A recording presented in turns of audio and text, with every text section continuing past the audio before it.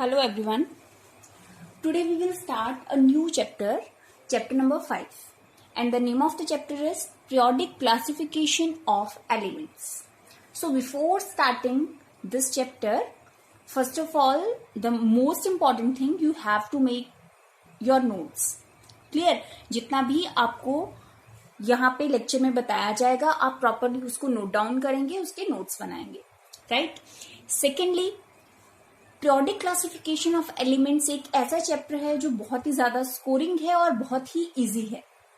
सो ये चैप्टर अच्छे से आपको करना है. इसका हर पॉइंट जो है, ईच एंड एवरी डिटेल आपको क्लियर होनी चाहिए.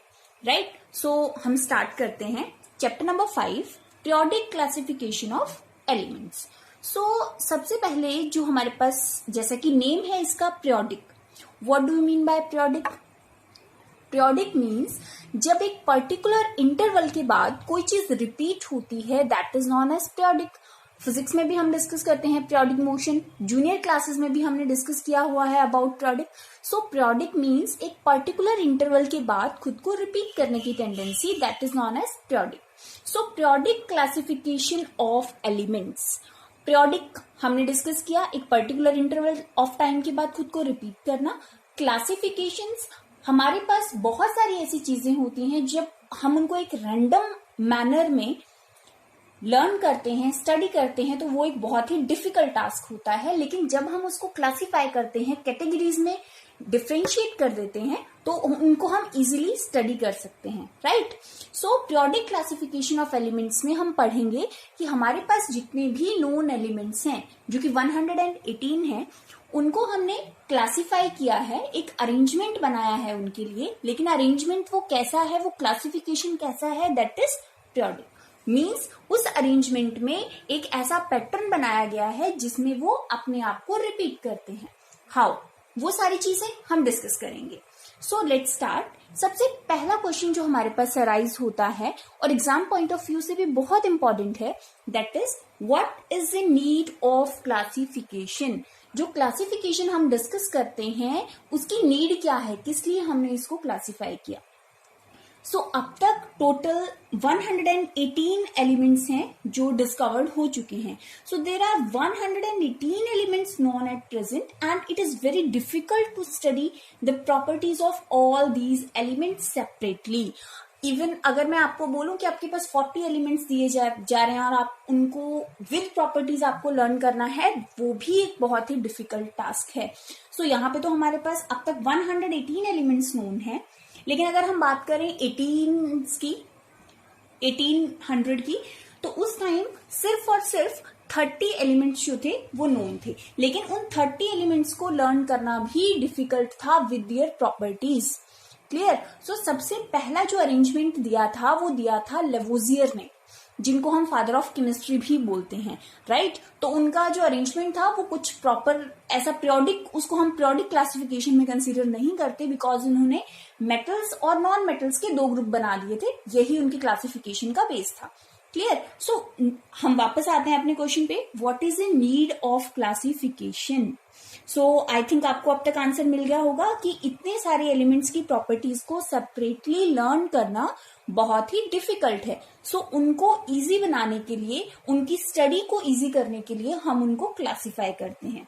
सो the study of large number of elements is reduced to the study of few groups of element. Clear? So इस तरीके से हम क्या कर सकते हैं कि जो बहुत सारे हमारे एलिमेंट्स हैं, उनको रिड्यूस किया गया है कुछ पर्टिकुलर ग्रुप्स में. Clear? So this is a reason for the periodic classification of elements. Right?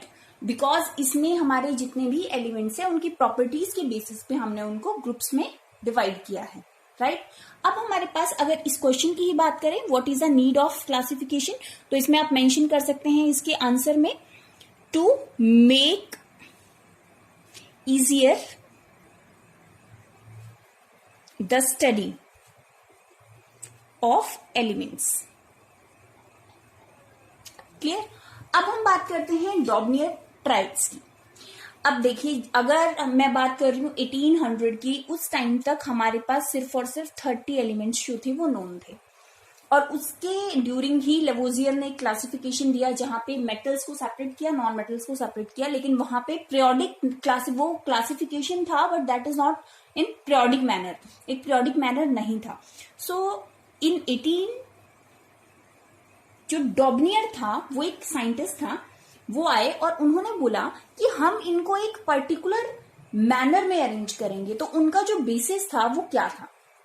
सबसे इंपॉर्टेंट चीज हमारे पास इस चैप्टर में हम जितने भी साइंटिस्ट के बारे में डिस्कस करेंगे, उनके लॉस के बारे में डिस्कस करेंगे. सो हम जो है वो लॉ की स्टेटमेंट को अपने अकॉर्डिंगली मॉडिफाई नहीं कर सकते. लॉ मीन्स जो साइंटिस्ट ने जिस वर्डिंग में वो लॉ दिया है वही वर्डिंग हमें एज इट इज लेनी है, उसको हम खुद से उसमें मॉडिफिकेशन या चेंजेस नहीं कर सकते. जैसा कि हम किसी चीज को एक्सप्लेन करते हैं तो उसकी एक्सप्लेनेशन को हम अपने अकॉर्डिंगली मॉडिफाई कर सकते हैं, but in the case of loss जो स्टेटमेंट साइंटिस्ट ने दिया है वही स्टेटमेंट हम आगे कैरी ऑन करेंगे. सो अकॉर्डिंग टू डॉबनियर्स लॉ, जो डॉबनियर का क्लासिफिकेशन था, that states when elements are arranged in the order of increasing atomic masses, groups of three elements having similar chemical properties are obtained. The atomic mass of middle element of the triad being equal to the arithmetic mean of the atomic masses of the other two elements. क्या बोला Daubernier ने? Daubernier ने बोला कि जब हम elements को उनके इंक्रीजिंग एटॉमिक मासेस के अकॉर्डिंगली अरेंज करते हैं तो हम उनको 3-3 के ग्रुप्स में डिवाइड कर देंगे. और वो जो 3-3 के हमने ग्रुप्स बनाए वो ग्रुप्स इस तरह से होंगे कि उस 3 के ग्रुप में जो फर्स्ट वाला और थर्ड वाला है उनका जो एटॉमिक मास है उसका जो मीन है, अर्थमेटिक मीन है, वो सेंटर वाले के मास के इक्वल आएगा. कैसे आएगा? सो सबसे पहले उन्होंने फर्स्ट ग्रुप बनाया. इस ग्रुप में उन्होंने 3 एलिमेंट्स को कंसीडर किया, right? Lithium, sodium and potassium. So अगर हम बात करें, उन्होंने इन तीनों को according to atomic masses arrange किया. 7, देन 23, देन 39. एक्चुअली लिथियम का जो मास है दैट इज 6.9, बट इसको राउंड ऑफ करके हम लेते हैं 7. सो अब अकॉर्डिंग टू दियर लॉ जो फर्स्ट एलिमेंट है और जो लास्ट एलिमेंट है, इनके मासेस का जो सम है, उनका मीन निकाला, मीन्स इनके मासेस का जो अर्थमेटिक मीन है वो सेंटर वाले के इक्वल आना चाहिए. सो 7 + 39 डिवाइडेड बाय 2, दिस बिकम्स 23. और सेंटर में क्या है? सोडियम. सोडियम का मास भी कितना है? 23. सो इस तरह से उन्होंने ये एक ग्रुप बनाया. अब आपके पास क्वेश्चन ये आ सकता है कि ये जो क्लासिफिकेशन है लिथियम, सोडियम, पोटेशियम का, ये क्लासिफिकेशन किस बेसिस पे है? सो अगर हम यहाँ पे देखें, ये तीनों जो हैं दीज आर मेटल्स. सेकेंडली, ये जितने भी मेटल्स हैं इनकी जो ऑक्साइड्स हैं they are basic in nature. उनका नेचर जो है वो बेसिक होता है. And the third one is इन सबकी जो वैलेंसी है दैट इज +1. सो इस बेसिस पे उन्होंने इसको एक ग्रुप में कंसीडर किया, एक ग्रुप बनाया. क्लियर? तो ये था उनका फर्स्ट ग्रुप जो कि जिसने कि इस लॉ को सेटिस्फाई किया. क्लियर? अब उसके बाद हम बात करते हैं सेकेंड ग्रुप की. सेकेंड ग्रुप उन्होंने बनाया कैल्शियम, स्ट्रोंशियम, बेरियम. कैल्शियम का मास 40, strontium 88, barium 137. Again same formula applied. First और थर्ड का जो अर्थमेटिक मीन है that becomes the mass of middle element. 40 + 137 divided by 2, this becomes 88.5. लेकिन यहां पे कितना है सेंटर वाले का? 88. उन्होंने इस चीज का जस्टिफिकेशन दिया, क्लैरिफिकेशन दिया कि ये राउंड ऑफ करके नियर बाय अप्रोक्सीमेटली सेम आता है तो हम इसको एक ट्राइड के जैसे कंसीडर कर सकते हैं. क्लियर? सो उनका ये बन गया था सेकेंड ग्रुप. आफ्टर दैट उन्होंने बनाया group third, chlorine, bromine and iodine. Mass of chlorine 35.5, mass of bromine 80, mass of iodine 127.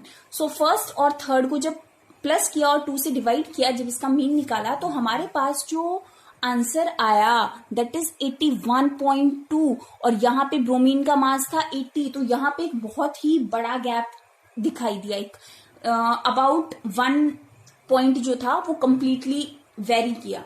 सो इसका भी उन्होंने रीजन दिया कि नहीं, ये लगभग अप्रोक्सीमेटली नियर बाय सेम था। जो इसके लिए उन्होंने रीजन दिया वही सेम उसके लिए भी उन्होंने रीजन दिया, बट वो एक वैलिड रीजन नहीं था।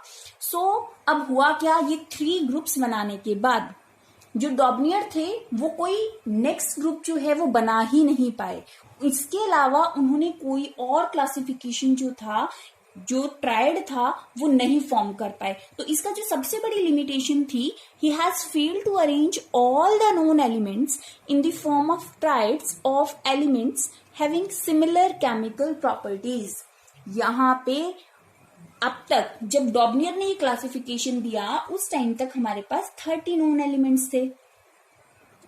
30 में से 9 एलिमेंट्स को वो ऑलरेडी अरेंज कर चुके थे, लेकिन जो बचे हुए एलिमेंट्स थे उनको वो ट्राइड का फॉर्म नहीं दे पाए, उसको वो ट्राइड में मैनेज नहीं कर पाए, इसीलिए जो उनका लॉ था वो फेल हो गया। सो ये था डॉबनियर ट्राइड, जो सबसे पहला अर्लियर अटेम्प्ट था क्लासिफिकेशन ऑफ एलिमेंट्स के लिए। बेसिकली अगर हम क्लासिफिकेशन की बात करते हैं, क्लासिफिकेशन दिया था सबसे पहले लेवोजियर ने, क्लियर। बट अगर हम बात करते हैं पीरियोडिक क्लासिफिकेशन की, पीरियोडिक क्लासिफिकेशन का जो आइडिया था, जो एक मैनर था, वो सबसे पहले दिया था डॉबनियर ने, क्लियर। तो इसमें जो मेन हमारा इंपॉर्टेंट है वो ये है कि आपको इसका लॉ जो है वो क्लियरली पता होना चाहिए। कौन कौन से 3 ग्रुप्स उन्होंने बनाए थे, उनके एलिमेंट्स पता होने चाहिए, और उनकी limitation, the most important part is limitation, कि ऐसा क्या रीजन था जिसकी वजह से उनकी ये जो थ्योरी थी, ये कॉन्सेप्ट था, वो फेल हो गया। ये वाला क्लासिफिकेशन उन्होंने दिया था 1829 में, क्लियर। तो ये था हमारे पास periodic classification of elements on the basis of Dobereiner triad. अब हम बात करते हैं सेकंड क्लासिफिकेशन की, Newland law of octave. Actually ये एक ऐसा अरेंजमेंट था जिसको न्यूलैंड ने एक म्यूजिक नोट्स के बेसिस पे क्लासिफाई किया था। ये वाला जो क्लासिफिकेशन है, it was given in 1866 by John Newland. So जो जॉन न्यूलैंड थे, उन्होंने म्यूजिक के बेसिस पे जो पीरियोडिक क्लासिफिकेशन ऑफ एलिमेंट्स था वो दिया था। एक्चुअली जो इनका स्टेटमेंट था, जो इनका लॉ था, वो लॉ हम देखते हैं। When the elements are arranged in order of increasing atomic masses, एक जो चीज यहाँ पे ध्यान देने वाली है, जो डॉबनियर था उन्होंने भी सबसे पहले एलिमेंट्स को अरेंज किया था on the basis of their atomic masses, increasing order of their atomic masses. Newland octave ने भी सेम अप्लाई किया था, he arranged the elements on the basis of increasing atomic masses. The 8th element starting from the given element was a repetition of the properties of the first element, properties of the like the 8th note in an octave of music.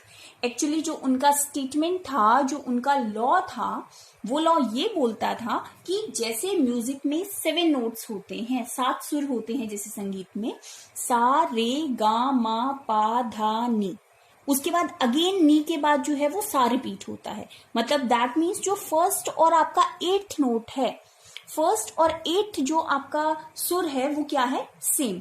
इसी classification के basis पे उन्होंने arrange किया। उनका arrangement क्या था कि elements को इस तरह से अरेंज किया जाए कि जो फर्स्ट और 8th एलिमेंट हैं उनकी प्रॉपर्टीज है वो सेम होनी चाहिए। उन्होंने कैसे अरेंज किया? नंबर 1 दिया उन्होंने hydrogen, lithium, beryllium, boron, carbon, nitrogen, oxygen. ये था उनका फर्स्ट अरेंजमेंट, जो उनकी फर्स्ट सीरीज थी। इन सब के एटॉमिक मासेस के बेसिस पे उन्होंने अरेंज किया। आफ्टर दैट जो हाइड्रोजन है उसकी प्रॉपर्टी फ्लोरीन के साथ सिमिलर थी, सो दैट्स वाई फ्लोरीन को कहां पे रखा, अगेन हाइड्रोजन के नीचे। सिमिलरली सोडियम की लिथियम के साथ सिमिलर है, मैग्नीशियम की बेरिलियम के साथ सिमिलर है, तो इस बेसिस पे उन्होंने इसको अरेंज किया। क्लियर। आफ्टर दैट इसी तरह से उन्होंने फर्स्ट सीरीज बनाया, देन सेकंड बनाया, देन थर्ड बनाया, फोर्थ बनाया और फिफ्थ बनाया, बिकॉज उस टाइम तक सिर्फ 63 एलिमेंट्स जो थे वो नोन थे। Sorry, not 63, they are 56 elements known थे उस टाइम तक। तो जो 56 एलिमेंट्स थे उन्होंने उनको इसी बेसिस पे क्लासिफाई करने की कोशिश की, लेकिन इसके आगे जो था उन्होंने अरेंज किया था, बट उनकी प्रॉपर्टीज जो थी वो सिमिलर नहीं होती थी।